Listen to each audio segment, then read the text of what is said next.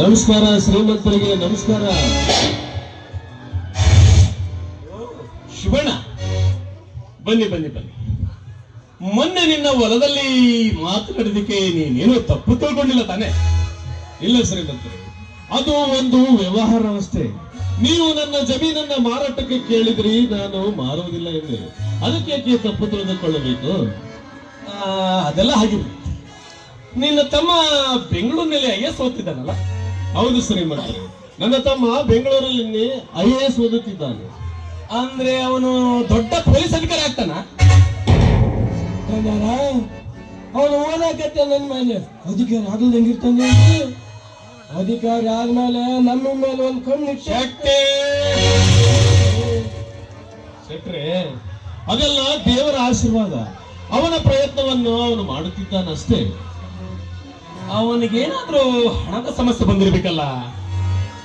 ಯಾಕಂದ್ರೆ IAS ಅಂದ್ರೆ ದೊಡ್ಡ ವಿದ್ಯಾಭ್ಯಾಸ, ಅದಕ್ಕೆ ತುಂಬಾ ಹಣ ಖರ್ಚಾಗುತ್ತೆ ಅಂತ ಕೇಳ್ಬಿಟ್ಟೆ.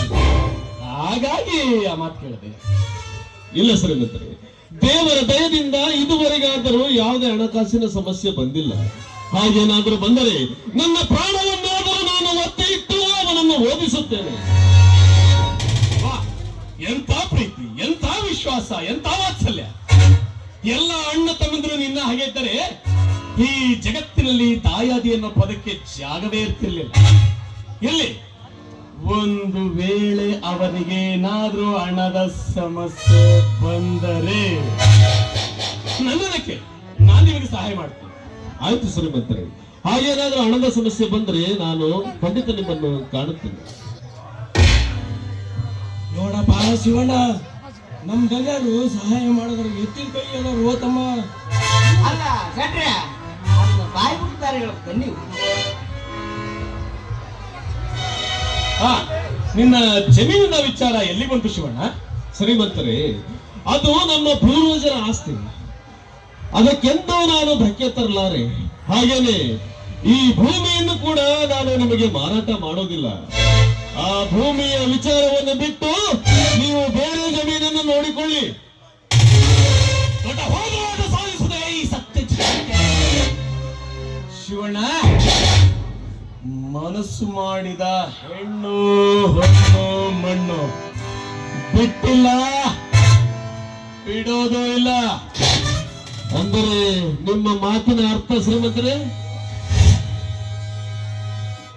ನೋಡ್ ಶಿವಣ್ಣ, ನಿನ್ನ ಬಂಜರು ಭೂಮಿಯನ್ನ ಇಲ್ಲಿರುವ ಜನರು 10,000 ಎಕರೆಗೆ ಯಾರು ಖರೀದಿಸುವುದಿಲ್ಲ. ಅಂತದ್ರಲ್ಲಿ ನಾನು ಎಕರೆಗೆ 2 ಲಕ್ಷ ರೂಪಾಯಿ ಕೊಟ್ಕೊಂಡ್ಕೊಂತೀನಿ. ಹಠ ಮಾಡ್ಬೇಡಿ ಶಿವಣ್ಣ, ಸುಮ್ಮನೆ ವಿಚಾರ ಮಾಡು.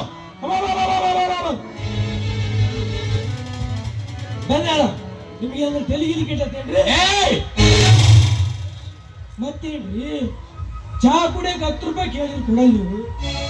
ಆ ಹೊಲಕ್ಕೆ ಅಷ್ಟೊಂದು ರೊಕ್ಕ ಕೊಡ್ತೀರಿ, ನನಗೆ ಯಾಕೆ ಸರಿ ಕಾಣಬಹುದು? ನೋಡಿ ಶೆಟ್ರೆ, ನೀವು ಎಕರೆಗೆ 2 ಲಕ್ಷ ಅಲ್ಲ 10 ಲಕ್ಷ ಕೊಡುತ್ತೇನೆಂದರೂ ಆ ಜಮೀನನ್ನು ನಾನು ಬಿಟ್ಟು ಕೊಡುವುದಿಲ್ಲ. ಏಕೆಂದರೆ ಆ ಜಮೀನಿನ ಮೇಲಿನ ಋಣ ನಮ್ಮ ಮೇಲಿದೆ. ಆ ಜಮೀನಿನಲ್ಲಿ ಬೆಳೆದಂತ ಅನ್ನದ ಋಣ ನಮ್ಮ ಮೈಯಲ್ಲಿ ರಕ್ತವಾಗಿ ಹರಿಯುತ್ತಿದೆ. ತಮ್ಮ ಶಿವಣ್ಣ, ಈ ಆಟ ಸರಿ ಇಲ್ಲ ತಮ್ಮ. ನೋಡಿ ಯೋಚನೆ ಮಾಡು. ಇಲ್ಲ ಶೆಟ್ರೆ, ನನ್ನ ಜೀವ ಇರುವವರೆಗೂ ವಿಚಾರ ನೀವು ಬರ್ತು ಬಿಡಿ. ನನಗೆ ಆದ್ರೂ ಆದ್ರೆ ನಿನ್ನ ಪ್ರಾಣ ತೆಗೆಯುವುದರಿಂದ ಸರಿಯುವುದಿಲ್ಲ. ನೋಡ್ ಶಿವಣ್ಣ, ಸುಮ್ಮನೆ ಹಠ ಮಾಡಬೇಡ. ನಿನಗೇನು ಬೇಕು ಕೇಳು. ನಿನ್ನ ತಮ್ಮನಿಗೆ ನೌಕರಿ ಬೇಕೆ, ಅಥವಾ ನೀನು ಕೈ ಮಾಡಿ ತೋರಿಸಿದಲ್ಲೇ 10 ಎಕರೆ ಭೂಮಿ ಕೂಡ ಕೊಡಿಸ್ತೇನೆ. ಸುಮ್ಮನೆ ಒಪ್ಕೋ ಶಿವಣ್ಣ. ಶ್ರೀಮಂತರೆ, ನಾನು ಆ ಭೂಮಿಯನ್ನು ನಿಮಗೆ ಮಾರಾಟ ಮಾಡಿದರೆ ನನ್ನ ತಮ್ಮಂದಿರು ನನ್ನನ್ನು ದೂರ ಮಾಡಲು ಹಿಂದೆ ಸರಿಯುವುದಿಲ್ಲ. ಸಾಧಿಸಿದ್ರೆ ನಿನ್ನ ಪ್ರಾಣ ತೆಗೆಯಲು ನಾನು ಹಿಂದೆ ಸರಿಯುವುದಿಲ್ಲ. ನಮ್ಮ ಶಿವಣ್ಣ, ದನ್ಯಾರು ರೊಚ್ಚಿಗೆದ್ದಾರೆ. ಸುಮ್ಮ ಹೂವನ್ನು ನೀನು ಭಾಳ ಬಂಗಾರ ಕತ್ತೀನಿ. ಯಾಕೆ ಆಯ್ತು ಶ್ರೀಮಂತರೆ, ನನ್ನ ತಮ್ಮಂದಿರನ್ನ ಒಂದು ಮಾತು ಕೇಳಿ ನಾನು ನಿಮಗೆ ತಿಳಿಸುತ್ತೇನೆ. ಆಯ್ತು, ನಾನಿನ್ನು ಬರ್ತೇನೆ.